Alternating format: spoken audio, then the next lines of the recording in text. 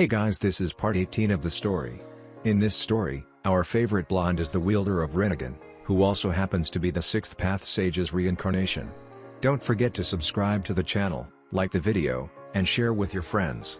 Now, let's begin. Otogakure. Somewhere deep in Otogakure, in a cave almost pitch black stood a single figure, stoically looking towards his enemies. The cave looked more like a fighting arena than anything else. Huge stone walls surrounded the battlegrounds. A single man stood in front of hundreds of enemies. He had but only one purpose, to kill them all. The figure calmly observed his enemies as they tensed for battle. The figure calmly removed his blade from its sheath. Even in the dark cave, the sword glistened. It was a simple chokuto, a straight one-edged blade with a black hilt. The sword glistened once again as the figure suddenly disappeared and reappeared on the shoulder of one of his enemies. The figure swinched his blade effortlessly and watched as the enemy's head fell to the ground. Blood spurted from the wound, but the figure had already vanished. The blade sparkled with electricity as it electrocuted multiple enemies. The figure ventured deep inside the arena where the only thing visible were the sparks of the sword. Squelch, thumb. With a single stroke of his blade, enemies fell by the groups. The figure had yet to receive a single drop of blood in his clothes. An enemy managed to hit the figure with a fierce punch. The figure puffed in smoke to reveal that it was a clone. The enemy didn't even have time to understand what happened until he was pierced in the chest by the figure. Magnificent, a dark voice whispered in a corner. The said figure had golden eyes with a black vertical slit. He was a tall man with extremely pale skin, waist-length black hair and purple markings around his eyes. And they say hard work can outgrow a genius, Orochimaru said, chuckling darkly. Genetics is what determines the skill of a shinobi. Orochimaru licking his lips. Orochimaru was watching another figure train.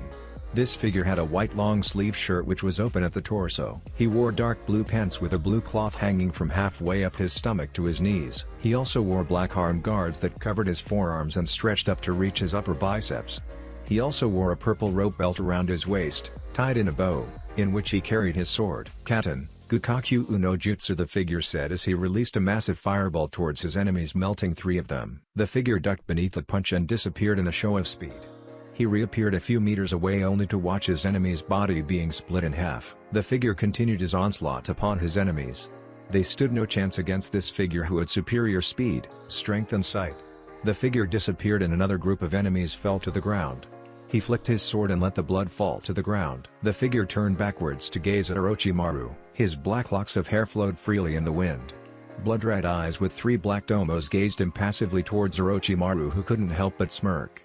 1,000 enemies stood before him and he didn't even flinch. Orochimaru thought to himself. You have done well, Orochimaru said, walking into the arena and placing his hand on his shoulder. Young Sasuke-kun, Orochimaru said, chuckling. I live to serve you, Orochimaru-sama, Sasuke replied as he bowed his head. Both of them turned around as they saw the Edo Tensei form of Kabuto walking towards them. Of you go, Sasuke-kun, Orochimaru said. As you wish, Orochimaru-sama, Sasuke said, bowing deeply and calmly walking out of the room. Kabuto watched as Sasuke left the arena and walked away before turning to his master. He has matured well, Kabuto stated, and Orochimaru could only nod. How long do you think it will take until his physical conditioning is complete? Orochimaru asked Giddy to take his new vessel. I'd say about a couple more weeks. He's already invulnerable to all poisons and he has accepted the curse seal very well, with full control over the level 2.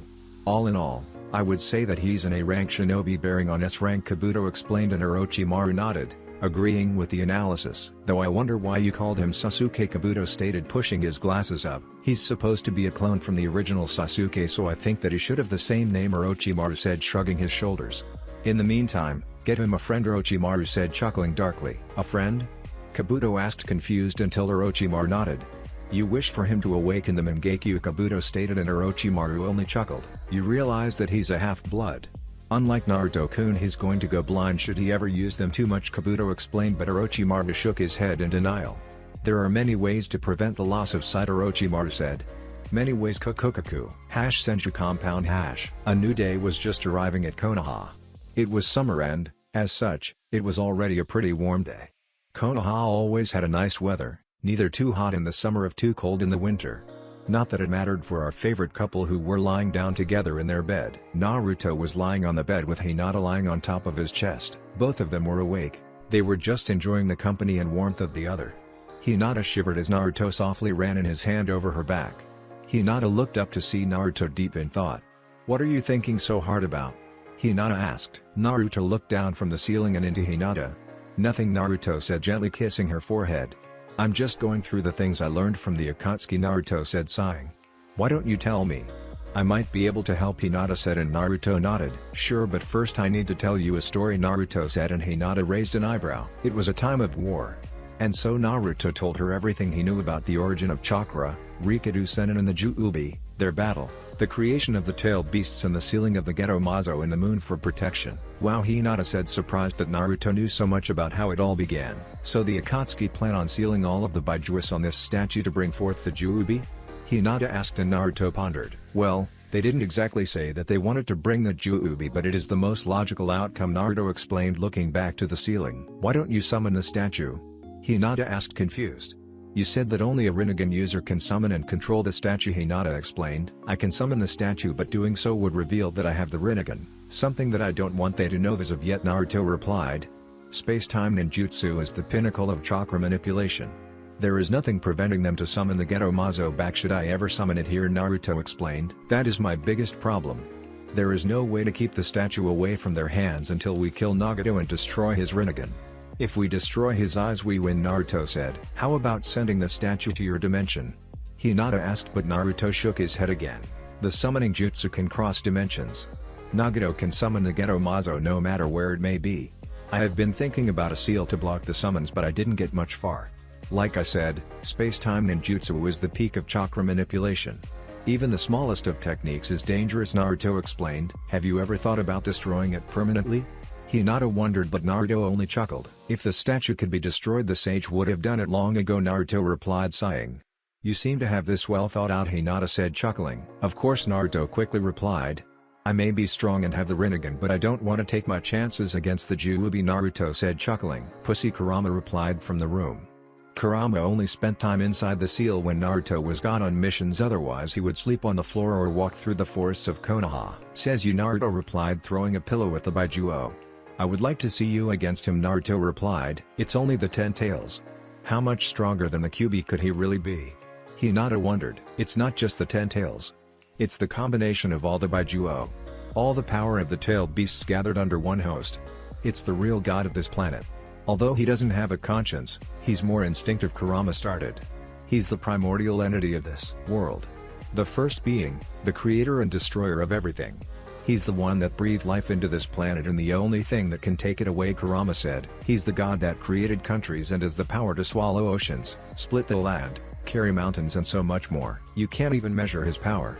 If there was someone to refer as Mother Nature, it would be the Ju-Ubi, Kurama explained as both Naruto and Hinata looked at him with blank stares. According to the legends, should the Ju-Ubi ever be revived, it would mean the end of the world, Kurama finished, and Naruto blinked. Why didn't you tell me this earlier?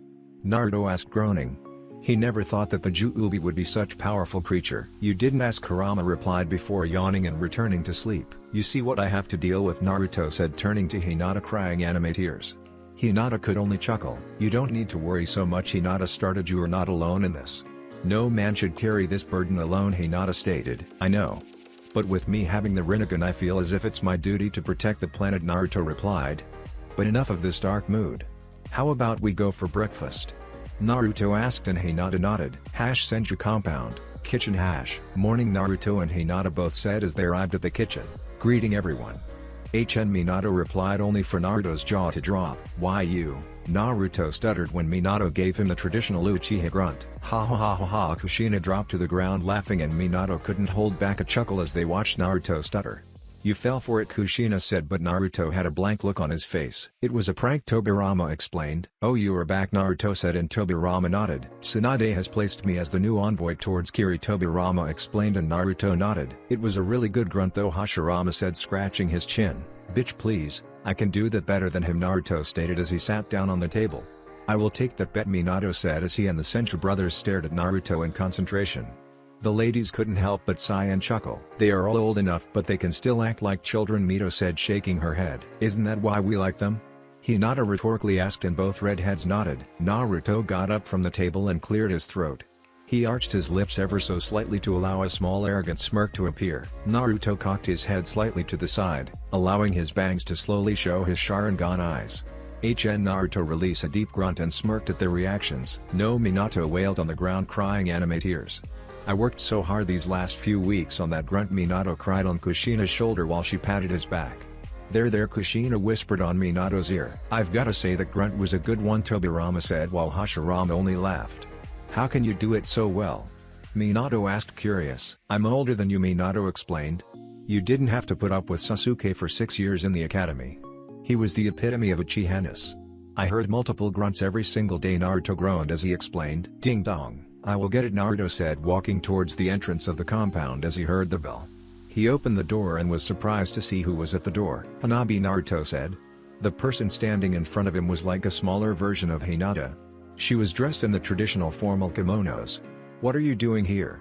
Naruto asked surprised. Naruto-sama, I hereby accept your invitation to visit the Senju compound, Hanabi said, and Naruto blinked as he scratched the back of his head. Yeah sure, Naruto said as he opened the door and allowed Hanabi to enter the compound.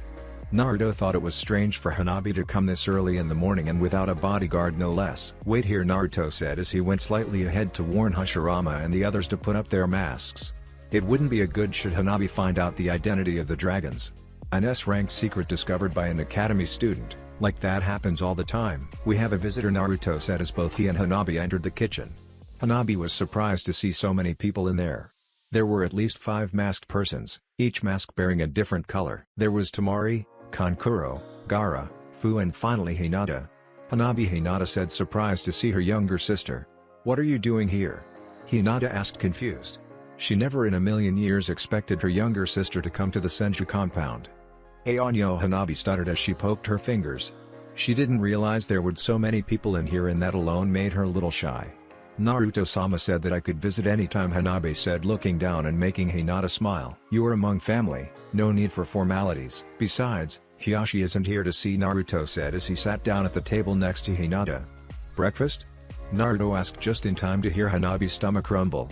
She turned a shade of red that would put the old Hinata to shame. Don't mind them. They are just grown-up kids, Red said as the males snickered.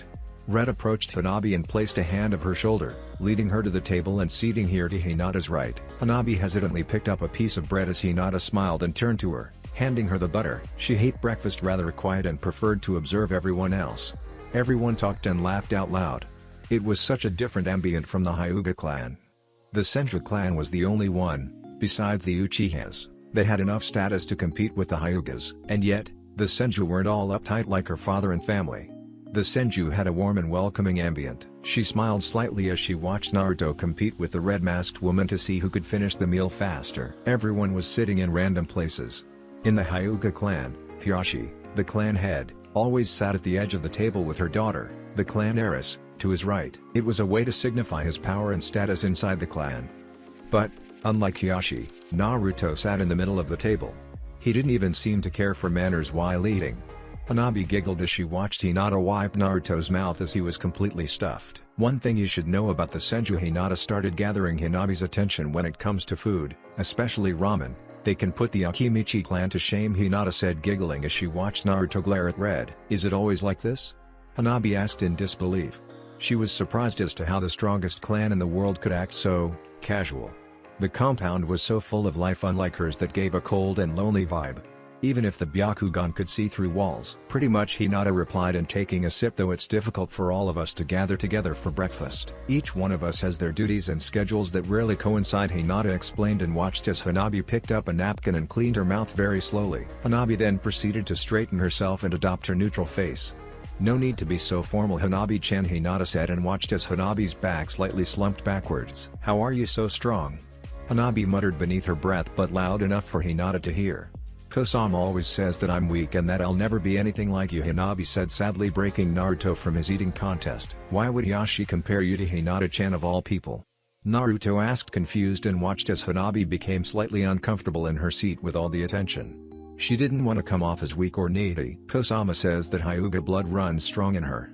He says that I will never become strong as her and that I can only chase her shadow, Hanabi said sadly, making Hinata place her arm around her protectively. He's doing the same thing he did to me. And now he's undermining her because she can't reach his expectations once again, Hinata thought sadly. He always has him keep tabs on the bingo book to track your progress, Hanabi replied. He says that you are probably stronger than the Hokage. That you are the first S-rank shinobi of the Hyuga clan, Hanabi replied, and Hinata was surprised that her father was keeping tabs on her like that. Don't worry Hanabi-chan, Hinata said, comforting her little sister. Me and Naruto-kun have a plan. You just have to wait a little longer, Hinata said, and Hanabi looked up confused. What plan? Hanabi asked, confused about what she was referring to. That is a secret, Hinata said, playfully poking her nose. If you want I can help you train, Hinata said, and Hanabi looked dumbfounded. Why would you do that? Hanabi asked, confused. I've done nothing for you and in the end you would just be pleasing my father, Hanabi replied, frowning. Because you are my little sister and regardless of what father says, you are strong in your own right, Hinata firmly replied. Really? Hanabi asked hopefully with her eyes staring up. Of course, Hinata replied, hugging her little sister for the first time. Hanabi cried for the first time in her life, releasing all the sadness, anger and loneliness she felt by living her whole life with an unsupportive family and a harsh and stern father. She had to leave her house to find her real home. Poor girl, Tobirama said, dropping his mask as he watched Hanabi fall asleep in Hinata's shoulders. It looks like the Hyugas are taking the Uchiha's place. Either you live up to their standards or you become an outcast, Hashirama replied, sighing.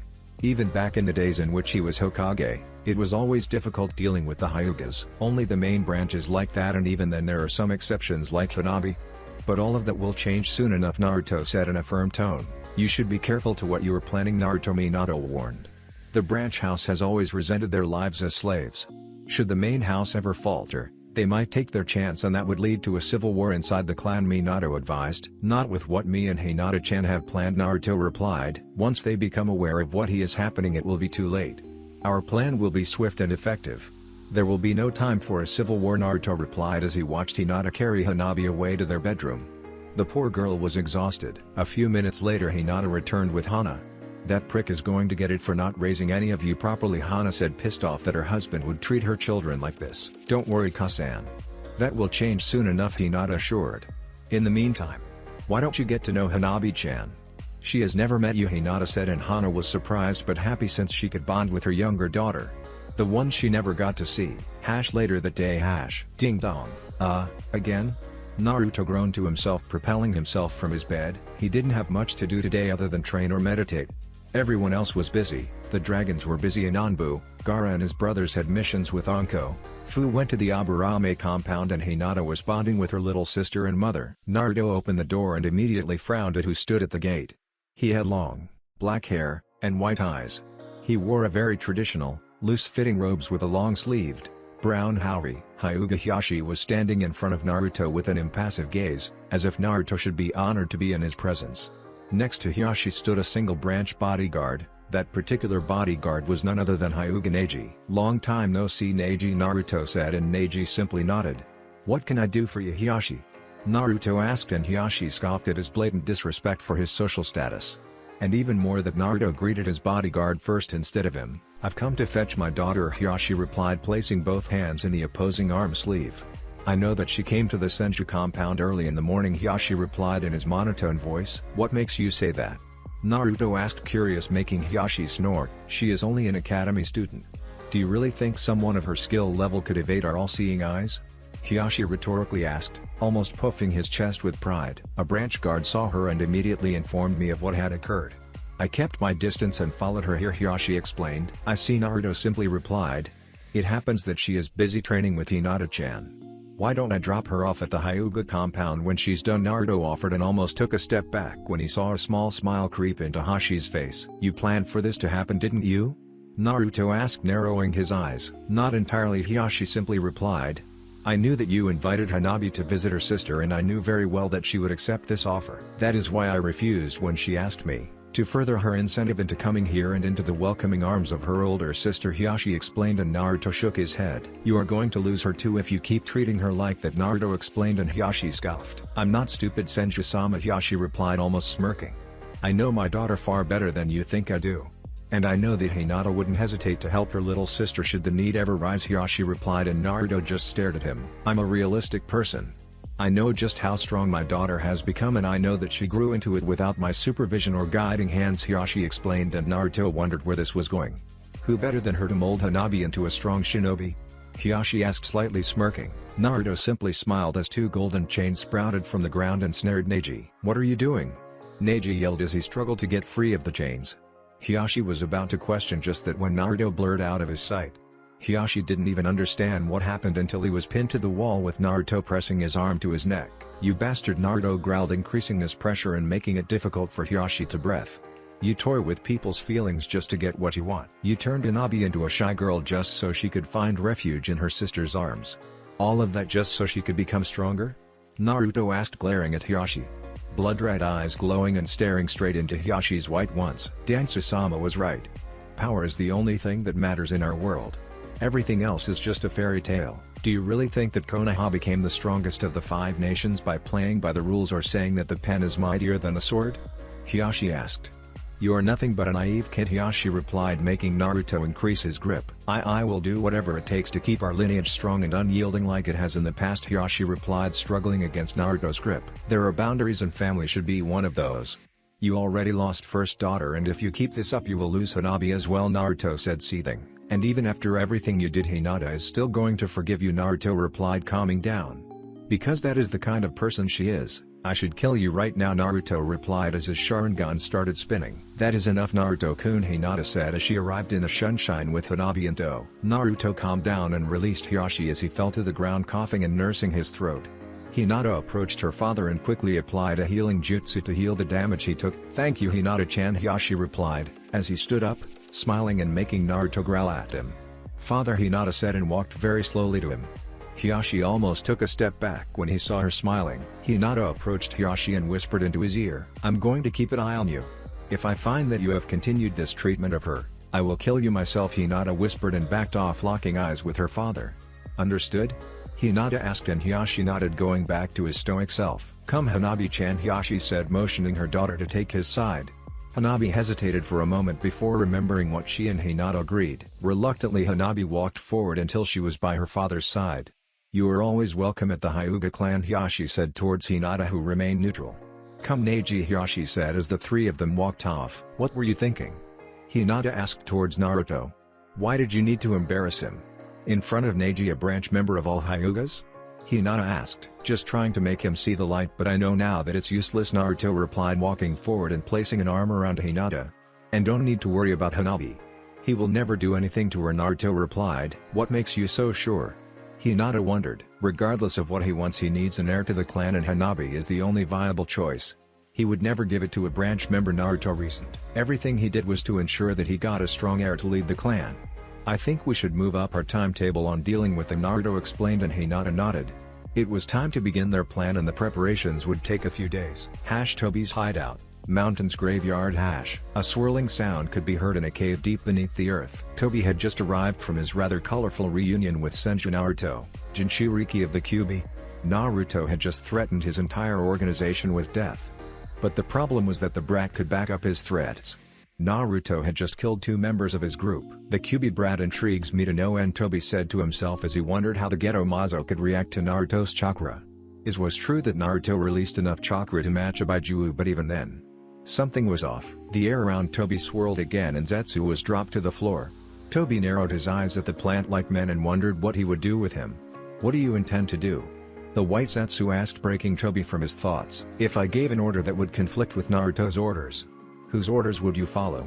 Tobi wondered. "My allegiance is to my maker, so Madara-sama's blood will always be my master," the white Zetsu replied, making Tobi curse in his breath. "And your clones?"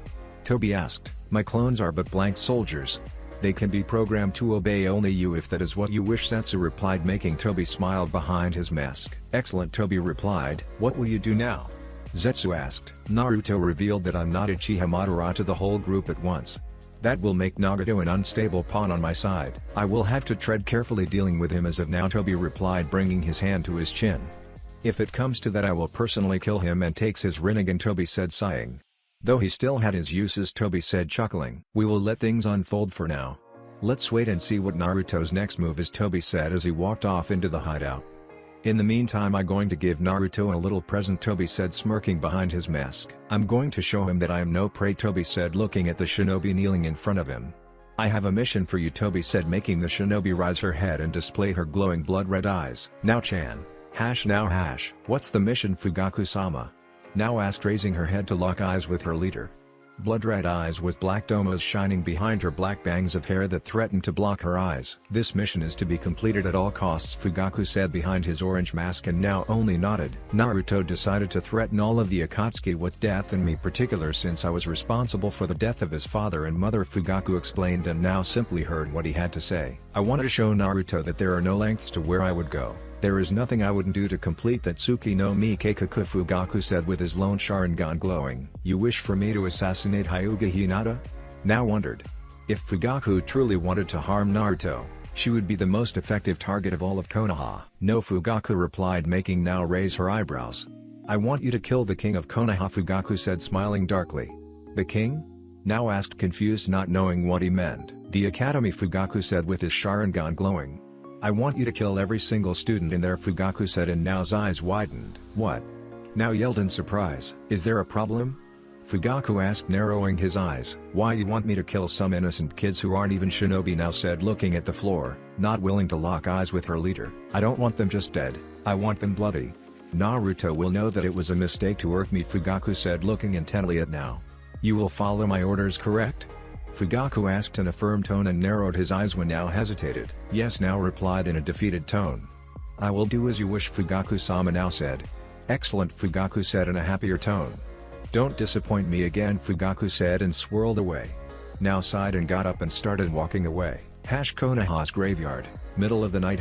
If no one else is going to say it, then I am, Naruto said, crossing his arms. This is disgusting even by my standards, Naruto said, pointing at the gates that lead to the graveyard. What are you complaining about? Hinata huffed. I'm the one that is going to cut her open, Hinata replied, and Naruto's face contorted in horror. Bunch of hussies, Tobirama replied as he stood there with his arms crossed, watching the younglings. You aren't doing much either, Hashirama replied, making Tobirama's eye twitch. You are the Doton user. It's your job, Tobirama replied, making Hashirama groan. So is Naruto, Hashirama replied, pointing towards Naruto. Oi. Leave me out of this. You're the one with the Makuten bloodline, Naruto replied. Will you shut up and get on with it? Tsunade roared, making everyone flinch at the sudden sound spike. Weren't we doing this at night to keep it a low profile? Mito rhetorically asked towards the fuming Tsunade. If you keep yelling you are going to wake up half of Konoha, Mito reasoned. How can you deal with us three? Tsunade asked, pointing towards Tobirama, Hashirama, and Naruto. They are like kids on a sugar rush, Tsunade said, sighing. You get used to it eventually, but why are you complaining? You're a Senju as well, Mito replied. At least Minato wasn't so loud since he was an Uchiha. The Uchiha always were a quiet bunch. In fact, the Uchiha and Senju were the opposite in almost everything, including personalities. Are we going to do this or wait until the Anbu find us during their night patrol? Minato asked, breaking the fight going on. Fine. Let's get this on with, Hashirama said and turned to Tsunade. Whose grave are we profaning again? Hashirama asked. Na Uchiha, 13 years old. She was the daughter of Miko Uchiha and Sora Uchiha and had an older sister by the name of Nana Uchiha, Tsunade replied, opening and reading her file. She graduated at age 7 along with Itachi Uchiha, and both of them were enrolled in the same team. They both became Chunin at the age of 10. Then they split up. Itachi joined Anbu and now continued her job becoming a Jounin just before getting killed. Tsunade read from the file. It says here that she was very talented in fire ninjutsu. Even among other Uchihas, she was the only one that came close to even rivaling the Uchiha Itachi before he did the cleanup, Tsunade explained as she closed her file and everyone walked towards the gravesite. A good Uchiha is a dead one, Tobirama answered, much to the shock of everyone. Tobirama, Hashirama yelled, and Tobirama huffed. You know I'm right, Tobirama replied. What about Minato? Hashirama asked, pointing towards the blonde. He's alright, Tobirama replied, and everyone's sweat dropped. Let's just dig her up and be done with this, Tsunade stated. Here lies Uchiha Noa, proud Uchiha, may she rest in peace. Hashirama kneeled, placing both hands on the ground. The ground shook a little bit as the earth slowly began to break apart. The ground split in two as the coffin slowly made its way up towards the surface. Once the coffin was outside, Hashirama closed the hole. Who wants to do the honors? Tsunade asked, and Hashirama shrugged. Hashirama's arm turned into wood as he used it crack open the coffin. The top of the coffin fell to the ground and everyone coughed as the small cloud of dust was set free. What did I say? Naruto rhetorically asked, pointing towards the decomposed cadaver in front of them. Disgusting, Naruto replied. The cadaver in front of them at least still had skin, but it was all dried up and brownish looking. She was just a little girl, Hinata said, overlooking the cadaver of a 13-year-old. Hinata kneeled down and ran a small diagnostic jutsu. Prognosis? Tsunade asked as Hinata worked her magic on the cadaver. Her eyes are missing, Hinata said in shock when she found empty eye sockets. Members of the Uchiha and Hyuga clans have their eyes removed and destroyed at death to prevent exactly what we are doing right now, Tsunade explained, and Hinata nodded, going back her work. Cause of death: blade through the heart, Hinata replied. It doesn't seem to be a fake. All the normal indicators are here. This is a normal human body, Hinata replied, and Naruto took a kunai and cut off a piece of her skin. A blade through the heart, Hinata wondered out loud, gathering the attention of everyone. Once the blade pierces it, the organ structure is immediately compromised and the blood flow is severed. The lack of oxygenated blood shuts down the human brain in just a few seconds, Hinata said, looking over the body of the young girl. Death is almost instantaneous, Hinata said sadly. What are you doing? Hinata wondered until she saw Naruto sit on the ground and go through hand seals. Kushios, Edo Tensei, Naruto said, slamming his hands together as the ground glowed purple around the shadow clone. A few seconds passed and nothing passed. You're losing your touch, Minato snickered, only for Naruto to bring his hand to his chin and thought he performed the technique correctly. Either Uchiha now is still alive or her soul is sealed somewhere else other than the pure world, Tobirama inferred as he brought his hand to his chin. Did she had any medical training? Naruto asked towards Tsunade, who looked over the file. Only the basics. She was strictly a taijutsu, ninjutsu and genjutsu user, Tsunade said, and watched as Naruto looked around. What are you thinking, Naruto? Tsunade asked in a serious voice. Did the coroner or the one who performed the autopsy cross-match the DNA to the files? Naruto asked, and Tsunade narrowed her eyes. That's classified information, Naruto. Only myself and the top medical officers know that we have a DNA database of all of our shinobi. Care to explain how you found out? Tsunade asked. When you found Sakura's remains in ash. You said it so yourself, Naruto replied, and got thinking. According to Hinata-chan, this is a human body and its DNA matched the one in the database, Naruto wondered out loud. A 13-year-old without any medical training, while still a jounin, wouldn't be able to fake her death to this extent, Naruto said as he walked around until he stopped next to another grave. Here lies Uchiha Mikado, loved by her family, cherished by her friends, may she rest in peace. Naruto tapped his foot on the ground and watched the earth split itself and another coffin rose to the ground. Wait, Naruto, Kushina said as she rushed her son. She was a dear friend. Be respectful, Kushina said, looking over the headstone. Naruto nodded and used his kunai to spread the coffin apart. Inside the coffin laid another cadaver. It was in a similar shape of Nao's. The skin was dry and withered. Though this cadaver belonged to a fully developed woman. Like Nao, she had the markings of a blade in the middle of her chest. Naruto cut off a piece of her skin, sat on the ground once again. Kushios, Edo Tensei, Naruto said as the ground glowed purple around the shadow clone. A few seconds had passed and nothing had happened yet again.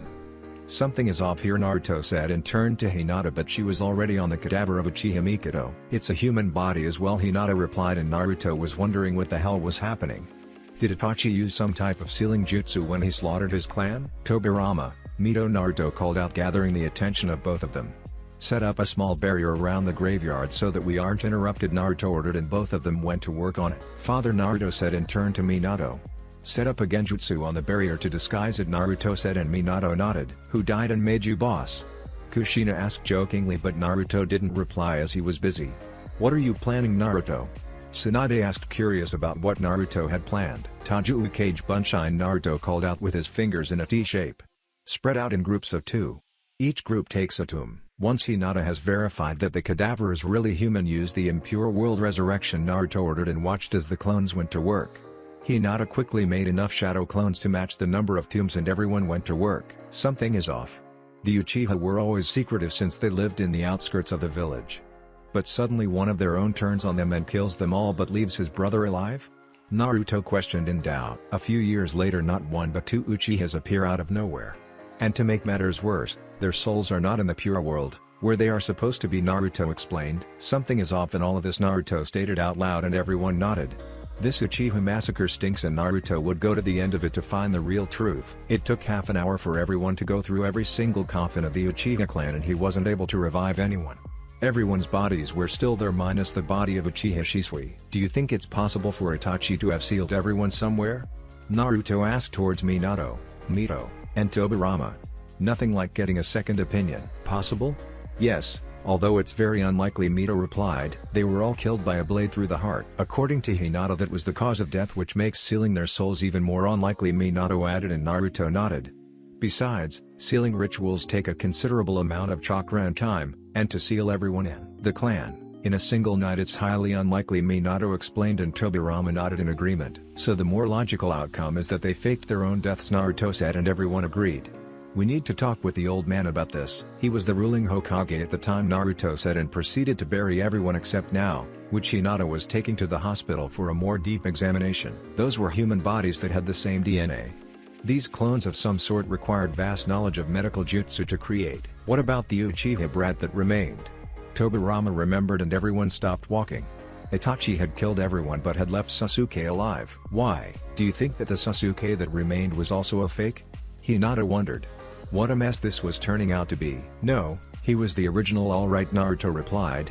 What makes you say that? Minato wondered. Because Tobi broke him out from the Anbu prison.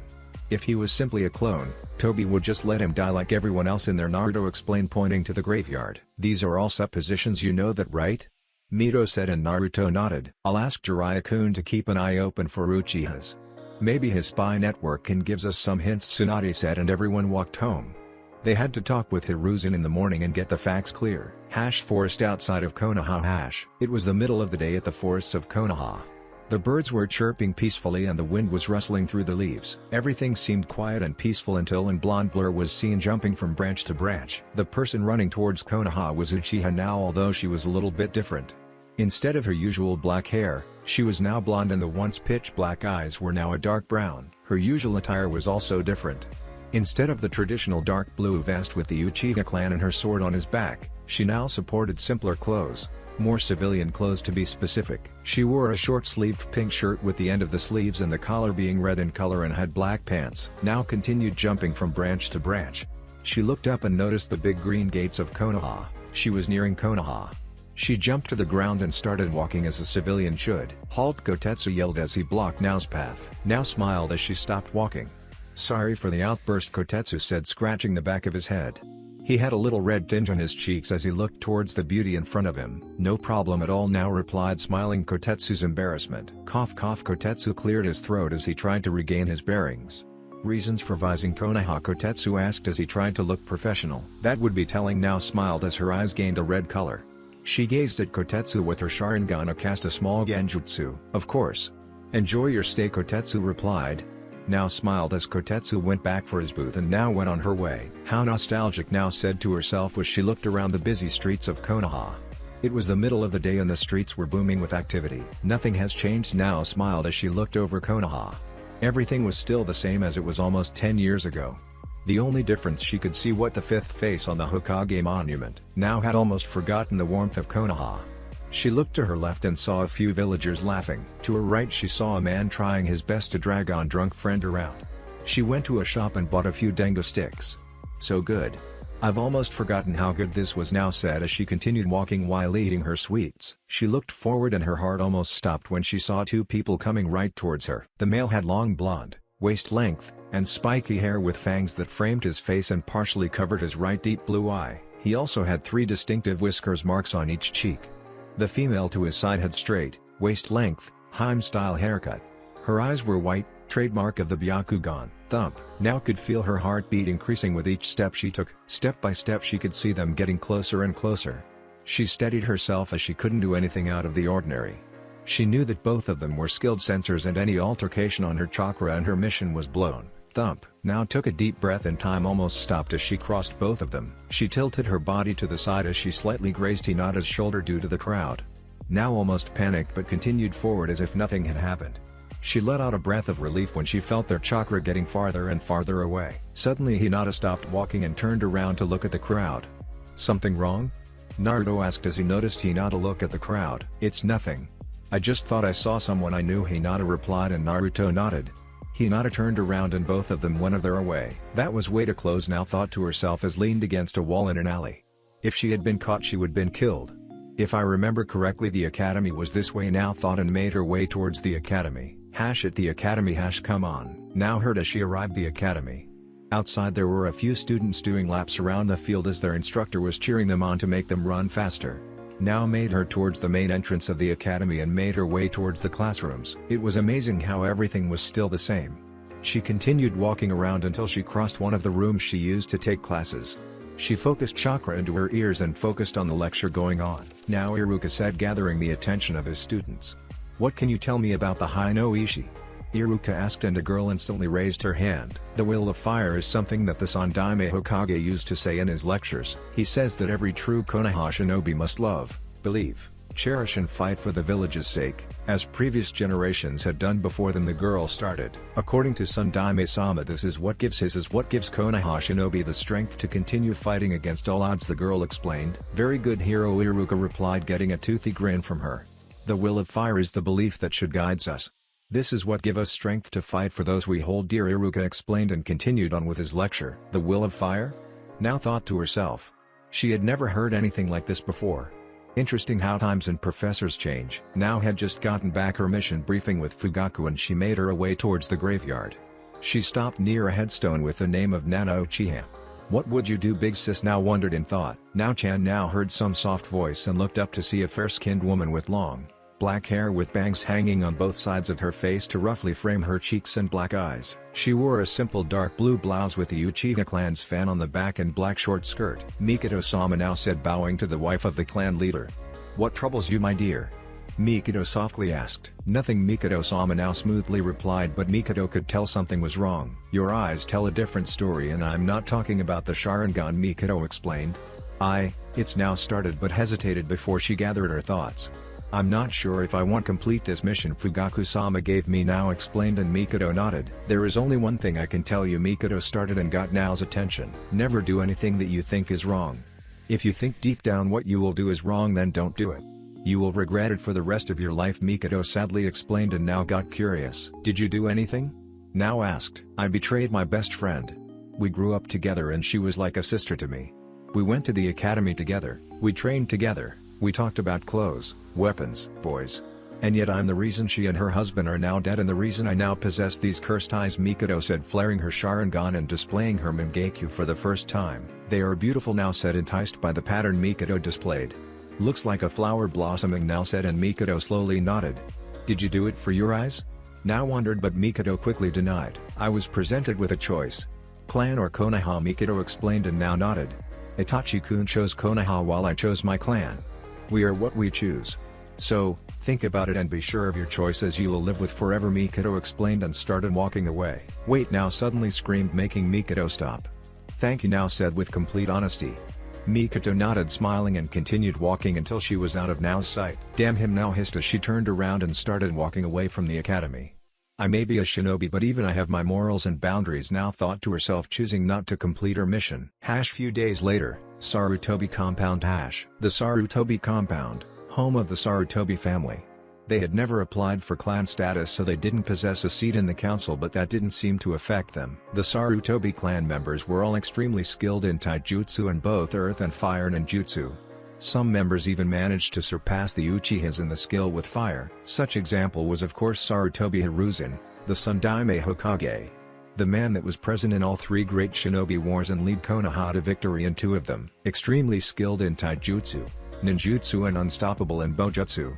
Coupled this with his personal summon, Enma the Monkey King, Sarutobi became known as the god of the shinobi and hailed as the strongest shinobi of his generation. And his father before that, Sarutobi Sasuke, was also an exceptionally strong shinobi. Strong enough to hold his own against some legends of the old world like Senju Hashirama and Uchiha Madara. Both of Hiruzen's sons were also strong in their own way. The only one currently alive is Sarutobi Asuma, an elite jounin of Konoha, wind ninjutsu specialist and once a member of the 12 shinobi guardians. Ding dong! The bell rang through the whole Sarutobi compound. Standing at the gates were almost all of the dragons with their masks, with the exception of both Naruto and Hinata. Tsunade was also there, as she was the Hokage and she needed to know everything that went down on her village. The gates slowly opened and in came someone who had short spiky brown hair and black eyes. He wore long gray pants and a pale green jacket with a dark green stripe down the middle. He also wore his long blue scarf and now bore a Konoha protector in his forehead. Naruto Nichan Konohamaru greeted in happiness. Who's the brat? Blue asked, pointing to Konohamaru, who huffed. That would be Sarutobi Konohamaru, grandson of Sarutobi Hiruzen, Naruto explained, and Green crouched to his level. He looks like him, Green replied. Who are they? Konohamaru asked, pointing towards the masked guys standing next to Naruto, Hinata, and Tsunade. I'll tell you someday, Naruto said, ruffling his hair. We need to talk to the old man. Is he home?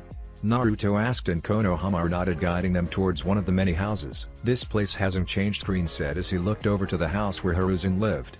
It looked exactly the same as the last time he visited, and that was many decades ago. "I've never seen you here before," Konohamaru said once he heard Green's comment. "You weren't here at the time," Green smoothly replied, but Konohamaru shrugged his shoulders and led everyone towards Hiruzen's office. Konohamaru knocked at the door and heard his grandfather talking. He opened the door and Hiruzen could be seen smoking on his pipe as he was drawing some kind of painting. The room's window was opened as he seemed to be drawing the landscape he could see from that. "Can we talk?" Tsunade asked, and Hiruzen noted the serious tone in her voice. He nodded and shooed Konohamaru away, closing the door. Mito quickly placed a few silence seals around the room to make sure that nothing got out. So Hiruzen started blowing up a bit of smoke. "What can I do for you?" Hiruzen asked and watched as the dragons removed their masks and everyone sat on the ground. "Where to begin?" Tsunade mused and turned to Hinata. "Why don't you begin with Kiri?" Tsunade asked and Hinata nodded, making Hiruzen focus on her. "A few weeks ago we were given the mission to help the rebel side of the Mist in the Bloodline War," Hinata started, and Hiruzen was already surprised that Tsunade had agreed to such mission, but he didn't focus much on that. "We won the war, but along the way I fought an Uchiha," Hinata said, and Hiruzen raised an eyebrow. "An Uchiha, you say?" Hiruzen asked, taking a deep breath, and motioned Hinata to go on. "She said she was Uchiha now and she had an eternal Mangekyo Sharingan. I won the battle, but she managed to demolish the building where I stood, so I was unable to capture her," Hinata explained. "I remember her," Hiruzen said, sighing. "She was a good girl and just as talented as Itachi. She didn't get much of a spotlight since, with Itachi being a prodigy and son of the clan head, she remained in his shadow. Always had the impression she had a good heart," Hiruzen explained. "She was strong. She could use the Amaterasu flames, Susanoo, and some type of genjutsu that would completely freeze the enemy's chakra network, paralyzing her opponent and leaving him completely exposed to an attack," Hinata explained. "I understand, but still fail to see what you expect from me?" Hiruzen wondered, curious. "Uchiha now was supposed to have been killed when Itachi slaughtered his clan," Naruto said, making Hiruzen narrow his eyes at him. "What can you tell us about the massacre of the Uchiha clan?" Naruto asked, focusing his attention on the old man. Hiruzen sighed as he released a small cloud of smoke. "What is there to tell?" Hiruzen rhetorically asked, bringing his pipe to his mouth again. "Itachi slaughtered his whole clan with the exception of his little brother," Hiruzen explained. "Then how do you explain that there are two Uchihas alive besides Itachi and Sasuke?" Tsunade asked, narrowing her eyes at Hiruzen. "That I do not know," Hiruzen simply replied. "Why did Itachi leave Sasuke alive?" Naruto asked. "Only Itachi can answer that, but perhaps he intended on taking Sasuke's eyes for himself," Hiruzen smoothly replied. "You are lying, old man," Naruto said, smirking. "I can feel your emotions. Guilt and regret, which means that you are not telling us the whole story," Naruto replied, and everyone narrowed their eyes at the third Hokage. "Just tell what this is all about," Hashirama said. "Very well," Hiruzen replied, sighing. He never expected the truth to come out after so many years. "The truth is that Uchiha Itachi was ordered to eliminate the Uchiha clan by me," Hiruzen replied, and everyone stared with their eyes widened at the man. "You what?" Tsunade yelled, making everyone wince at the sound. "Spike, and she complains about the noise. If that temper is anything to go by, she's a true-blooded Senju Mito, though to herself." "Why would do such thing, Hiruzen?" Hashirama asked in disbelief. "All that work he put into making the Senju and Uchiha clans form a village together. There was no other choice. It was either that or civil war in Konoha," Hiruzen started. "The Uchihas were planning a coup d'etat, and if it were to take place, Konoha would be divided and weakened. The other nations would have seized this opportunity to bring us down. In the end, Itachi volunteered to the mission and I approved it," Hiruzen explained. "You did well, Hiruzen," Tobirama replied. "How can you say that?" Hashirama replied, getting up and locking eyes with Tobirama. "You were always against the Uchihas, but this is a new low even for you," Hashirama replied, getting angry. "They chose their path the moment they started planning it." Hiruzen started breaking the argument.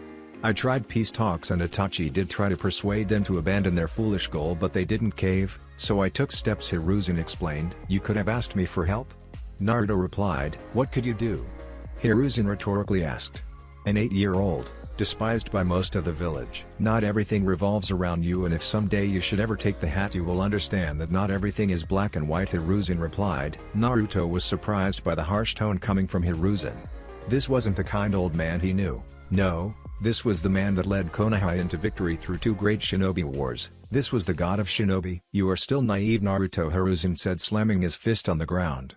"One day you will have to make choices that you will regret for the rest of your life. You will send your own people into missions that you know they will most likely never return. One day you will understand just what kind of sacrifices you will have to do in order to protect Konoha, Hiruzen explained. Is that what it means to be Hokage? Naruto thought to himself. I'm disappointed on you, Hiruzen, Hashirama replied. This isn't the will of fire I preached about. All members of the village are family and they shouldn't be exterminated like some infestation, Hashirama explained. He did the right thing, Tobirama firmly replied. Those half-bloods were never to be trusted. You think that I hated Madara, but he was the only one I trusted, Tobirama replied, making several jaws drop. He was a man of his word, unlike most of his clan, and he would never have sacrificed his little brother for his eyes. Those are lies fed to anyone that would hear by those inferior in power to him.